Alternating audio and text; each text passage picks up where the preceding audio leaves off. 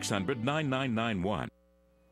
Home Depot is in a fix. The home improvement retailer still investigating whether or not it was breached by hackers, leaving consumers wondering if their credit card information is being sold to the highest bidder. Here to weigh in, Theresa Payton, a former White House Chief Information Officer. Welcome back to the show. Good to see you. Before we get to Home Depot, I want to talk to you a little bit about a breaking news story this afternoon. HHH.gov has been breached by hackers. We're just finding out about that. It apparently started in July. The White House saying that there's no evidence that consumer data has been used or stolen. Is this surprising to you?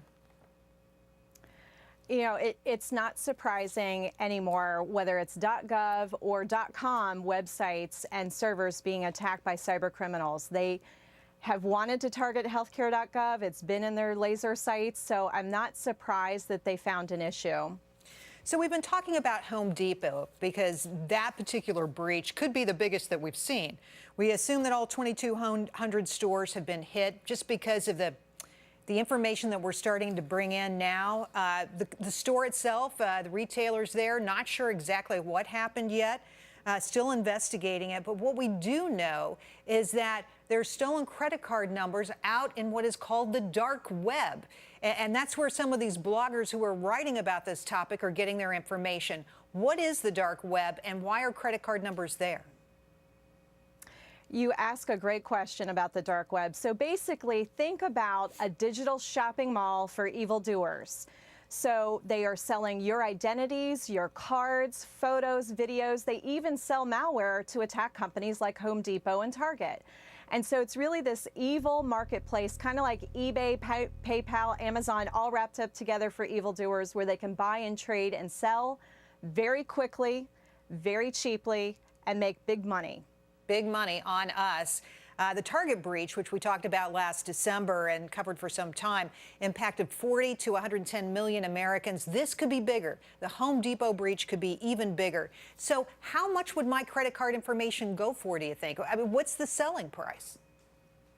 Well, in the dark web, they have to act quickly. So the first day they steal your credit card, Gerri, if they're able to append to it your specific zip code, some of your purchasing habits, and a little bit of information about you, that first day it's worth $120 to $150. The older that data gets, or the less data they have about your credit card or debit card, the cheaper it gets. So it could drop to $50, and then they'll bundle it up with a bunch of cards once it gets old for about $1. Wow, that's a big range in prices, no doubt about it. Now, when we talked about this originally, you made the observation that it's very possible that these hackers are from Russia and they may be operating at the behest of the state. Do you still believe that? And it seems like everybody's getting hit right now. Is this the new thing? Russia coming after us through our websites? You know, it's an interesting way to fund an economy, isn't it? You know, this has some of the telltale signs of sort of Eastern European or Russian-sponsored, whether they were trained by those governments and acting on their own as cyber criminal groups or potentially funded by them. You know, obviously we'll be learning more in the days to come with the forensics, but it does have those telltale signs, the dark web presence, how they did it, the fact they were in there for months at a time. That all sort of sounds a lot like it could be Russians or Eastern Europeans. I have to tell you, it's that months at a time thing that is driving me crazy. 6 months, April was the beginning of this breach with Home Depot. Here's what I don't get. Why are we just learning about this now? Why does it take so long for these companies that should have our best interests at heart, we're their customers after all, to find out about these breaches? You know, I think people would be shocked to know that when it comes to financial data, credit cards, bank accounts, sometimes it's an average of 6 months before anybody knows the bad guys are in the network.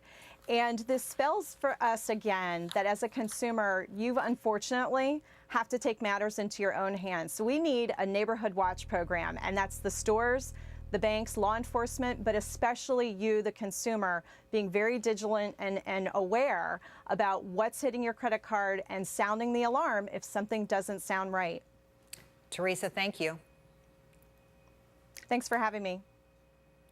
And later in the show, some good news, no kidding, surrounding one of the country's most popular sources of chicken. And next, will tomorrow also bring good news? We'll preview the jobs report and look at whether the data is really matching reality.